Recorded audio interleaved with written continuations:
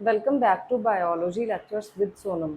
In this video lecture, I'm going to discuss about vertebrate limb development. जितने भी vertebrates हैं उनमें limb development इसी तरीके से होती है.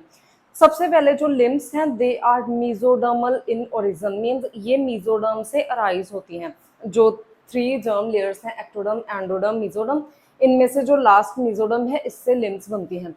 तो सबसे पहले यहाँ पे क्या है, homeotic genes they are responsible for the formation of limbs और we can say they are responsible for limb development. तो जो होम्योटिक जीन्स हैं ये एनाटॉमिकल डेवलपमेंट को कंट्रोल करते हैं. एनाटॉमिकल डेवलपमेंट मींस स्ट्रक्चरल, और जो उसका इंटरनल एक्सटर्नल स्ट्रक्चर जो बनता है वो होम्योटिक जीन्स की वजह से बनता है. अब यहाँ पे जो limb development occur at the region where the expression of Hox genes would occur, means उसी जगह पे लिम्स बनेंगी बॉडी में जहां पे कि हॉक्स जीन्स का एक्सप्रेशन होगा. मीन्स कहीं पे किसी भी पार्ट में लिम्स जनरेट ऐसे ही नहीं हो जाएंगी, सिर्फ एक सर्टेन रीजन पे होंगी जहां पे कि हॉक्स जीन एक्सप्रेस होंगे. तो यहाँ से निकलेंगी फोर लिम्स और यहाँ से हाइंड लिम्स. इस तरीके से लिम्स जो है वो ओरिजिनेट होती हैं या फिर इनकी डेवलपमेंट होती है. Now first of all at this cervicothoracic junction, यहाँ पे जो सर्वाइकल है और जो थोरेसिक का स्टार्टिंग पॉइंट है इनके बीच में जो जंक्शन होता है it is called the cervicothoracic junction. तो यहाँ पे जो है ये हॉक्सिक्स जीन्स एक्सप्रेस होते हैं और ये जो है ये फोर लिम्स की डेवलपमेंट में हेल्प करते हैं. तो इस रीजन से फोर लिम्स बनेगी. उसके बाद अगर हम सेकेंड जंक्शन देखें तो जो thoracic end of thoracic and lumbar region, जो लंबर रीजन है हमारी वर्टिब्रा का, इन दोनों के बीच में जो जंक्शन है वहां पे हॉक्स 10 जीन्स एक्सप्रेस होते हैं और इस रीजन से बनती हैं हाइंड लिम्स. सो इस तरीके से लिम्स की फॉर्मेशन होती है. नाउ अब अगर हम यहाँ पे देखें तो दिस इज अ बॉडी और बॉडी का this is called this cervicothoracic junction. यहाँ से फोर लिम्स बनेंगी और जो यहाँ पे थोरैको लंबर जंक्शन है यहाँ से हाइंड लिम्स बनेगी. तो लिम्स के डेवलपमेंट के लिए पहले क्या होता है कि सबसे पहले दोनों जो जंक्शंस हैं इनमें डिफरेंट हॉक्स जीन्स एक्सप्रेस होते हैं. जिस रीजन में हॉक्स 6 जीन्स जो हैं ये इस रीजन में एक्सप्रेस हो रहे हैं दोनों तरफ, हॉक्स 6, और इस रीजन में हो रहे हैं हॉक्स 10 जीन्स. तो यहाँ पे जो जीन्स हैं वो डिफरेंट हैं. तो जिस रीजन में हॉक्स 6 जीन्स एक्सप्रेस होंगे वो जो है वो फोर लिम्स बनेगी और जिसमें हॉक्स 10 एक्सप्रेस होंगे वहां पे हाइंड लिम्स बनेगी.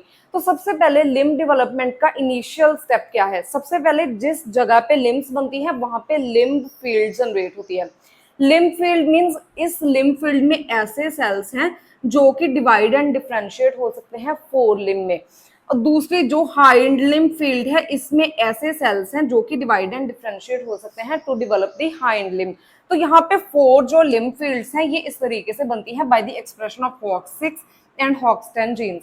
अब अगर हमने पहले ही देखा है कि जो लिम्ब डेवलपमेंट है ये मेसोडर्म से स्टार्ट होती है, मींस जो मेसोडर्मल सेल्स हैं यही डिवाइड होके इनसे ही लिम्स बनती हैं. तो जो मेसोडर्मल सेल्स जो लिम्ब डेवलपमेंट में हेल्प करते हैं this are called the lateral plate mesoderm. So lateral plate mesoderm जो है इससे fore limb and hind limb बनते हैं. किस तरीके से बनते हैं, with the help of different gene expression. सबसे पहले क्या होगा कि जो ये वाला जंक्शन है it is called this cervicothoracic junction.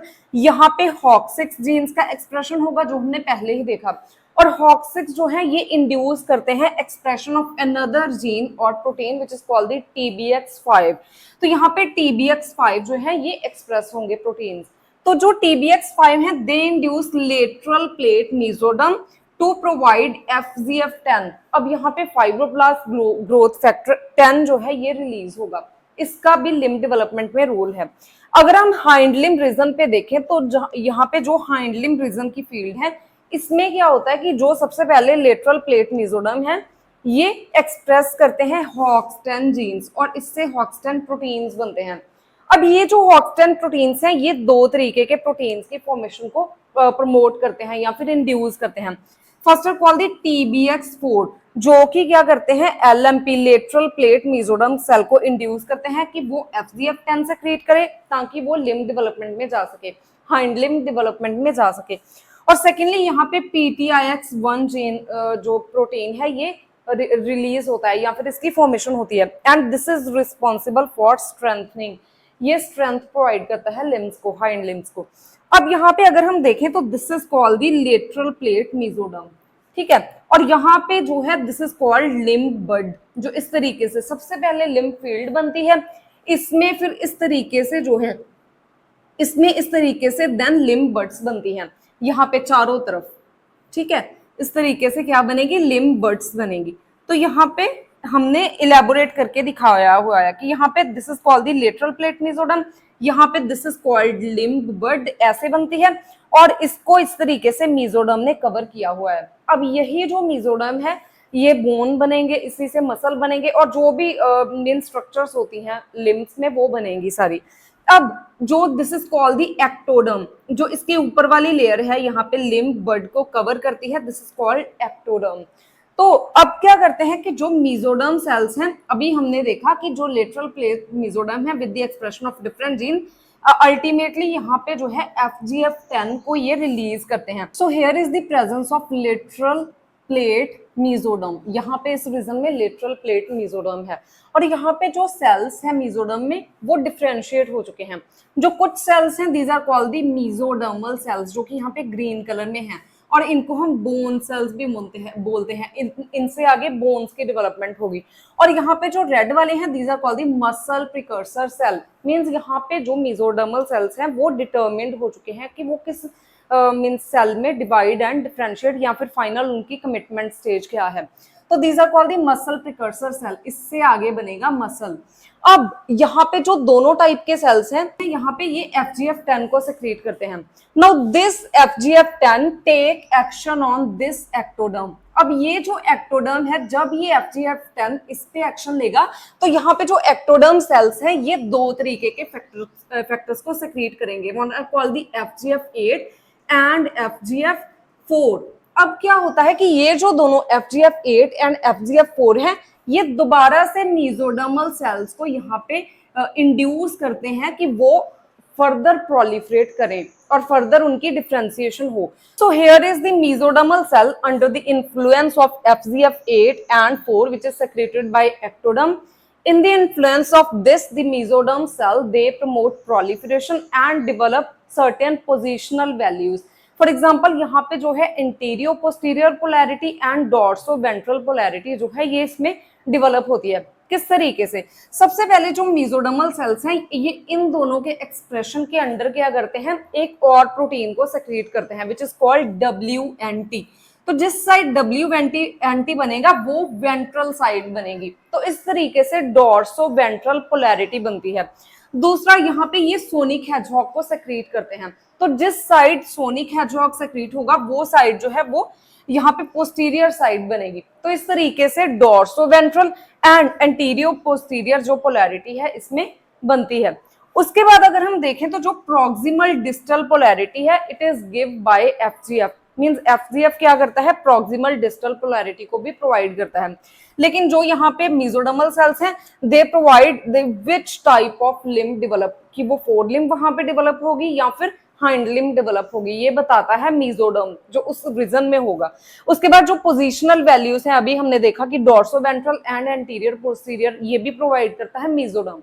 Now अब अगर हम यहाँ पे देखें तो जितने भी मेसोडर्मल सेल्स हैं जिस रीजन में मेसोडर्मल सेल्स हैं इसको हम बोलते हैं progress zone. So this is the progress zone. लेकिन जिस रीजन में एक्टोडर्म है, जो एक्टोडर्म एक्टिवली यहाँ पे डिवाइड हो रहा है एंड FGF8 and 4 को सेक्रेट कर रहा है, तो जो रीजन जिसमें एक्टोडर्म प्रेजेंट था अब इसे हम बोलते हैं एपिकल एक्टोडर्मल रिज। ये इस तरीके से रिज बनता है। अब इसका काम क्या है कि जो एपिकल एक्टोडर्मल रिज है ये FGF8 and 4 को सेक्रेट करता है, जो कि यहाँ पे मेसोडर्मल सेल्स को एक्सप्रेस करते हैं कि वो दोबारा से प्रोलिफरेशन में जाएं, पोजिशनल वैल्यूज को डेवलप करें और दोबारा से FGF8 जो 10 है इसका एक्सप्रेशन और बढ़े। तो यहाँ पे इस तरीके से लिम्ब डेवलपमेंट होती है। अब हम वेरियस केसेस को डिस्कस करेंगे। सबसे पहला केस क्या है, इफ वी रिमूव AER, अगर हम एपिकल एक्टोडर्मल रिज को यहाँ से रिमूव कर दें तो क्या होगा, लिम्ब डेवलपमेंट नहीं होगी। अगर हम इसको रिमूव कर देंगे तो ये दोनों फैक्टर सेक्रेट नहीं होंगे, ये सेक्रेट नहीं होंगे तो ये गाइड नहीं कर पाएंगे मेसोडर्मल सेल्स को कि वो फर्दर प्रोलिफरेशन एंड डिफरेंशिएशन में जाएं, तो लिम्ब डेवलपमेंट नहीं होगी। दूसरा केस क्या है, अगर हम एक्स्ट्रा AER को यहाँ पे प्रोवाइड करें लिम्ब में तो क्या होगा, तो जो AER है वो जनरली FGF को सेक्रेट करता है और FGF प्रॉक्सिमल डिस्टल पोलैरिटी को गाइड करते हैं। इसमें सिंपली क्या होगा कि जो डिस्टल पार्ट्स हैं इनकी डुप्लीकेशन हो जाएगी, सो डिस्टल पार्ट्स की डुप्लीकेशन हो जाएगी इसमें सिंपली।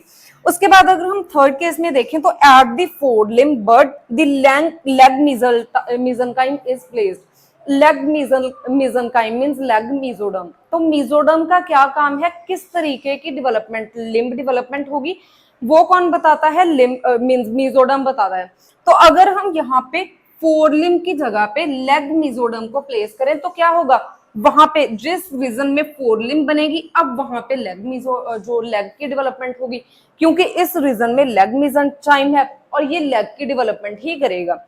देन फिफ्थ केस में अगर हम देखें तो if AER is removed but अगर हम दोबारा से एक्टोपिक FGF बीड्स यहाँ पे प्रोवाइड करें लेकिन जो यहाँ पे AER है इसको रिमूव कर दें तो क्या होगा, अभी हमने देखा कि AER का काम ही है FGF डिफरेंट FGF 8 एंड 4 को सेक्रेट करना।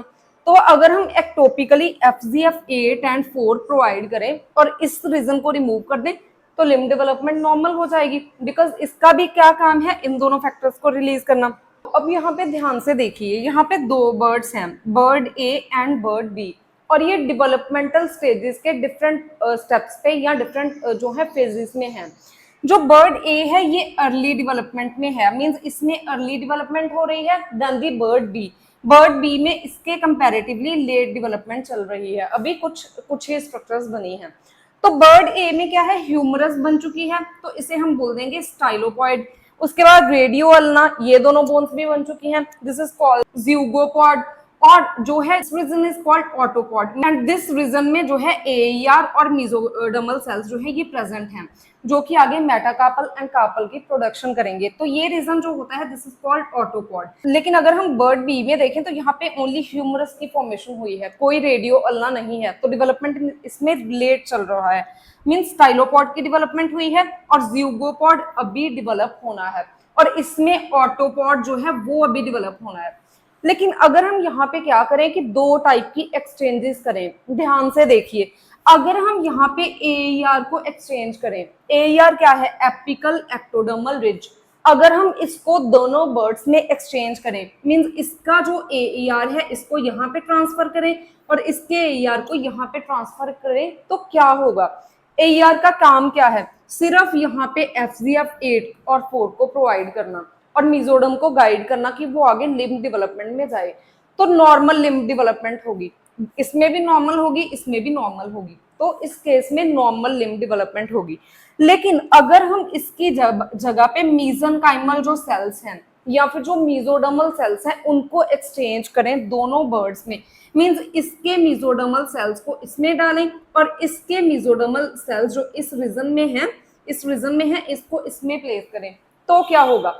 अब जो मेसोडर्मल सेल्स हैं वो प्रोवाइड करते हैं सबसे पहले पोजिशनल वैल्यूज, और किस तरीके की लिम्ब डेवलपमेंट होगी ये भी यही प्रोवाइड करते हैं। तो पोजिशनल वैल्यूज जो है वो चेंज हो जाएंगी, किस तरीके से, जो बर्ड A है इसमें रेडियस अल्ना की डेवलपमेंट हो चुकी है, लेकिन क्योंकि यहाँ से जो मेसोडर्मल सेल है इसको यहाँ में प्लेस किया गया है तो दोबारा से रेडियो अल्ना बनेगा, ठीक है, इसकी डेवलपमेंट जो है इसमें दोबारा से रेडियो अल्ना बनेगा इंस्टेड ऑफ ऑटोपॉड, यहाँ पे ज़्यूगोपॉड की ही दोबारा डेवलपमेंट हो जाएगी। अगर हम बर्ड बी की बात करें तो बर्ड बी में अभी ज़्यूगोपॉड की डेवलपमेंट होनी है, लेकिन क्योंकि हमने यहाँ से मेसोचाइमल सेल्स को यहाँ पे इंट्रोड्यूस किया है तो इंस्टेड ऑफ ज़्यूगोपॉड यहाँ पे ऑटोपॉड की डेवलपमेंट हो जाएगी, मींस यहाँ पे जो है ये कार्पल्स मेटाकार्पल्स बनेंगी। तो पोजिशनल वैल्यू कौन प्रोवाइड करता है, मेसोडर्मल और mesenchymal cells. So this is all about the vertebrate limb development. If you have any type of query regarding this topic, you can ask me in comment section. So if you find the content useful, please like and share the video and subscribe to my channel Biology Lectures with Sonam.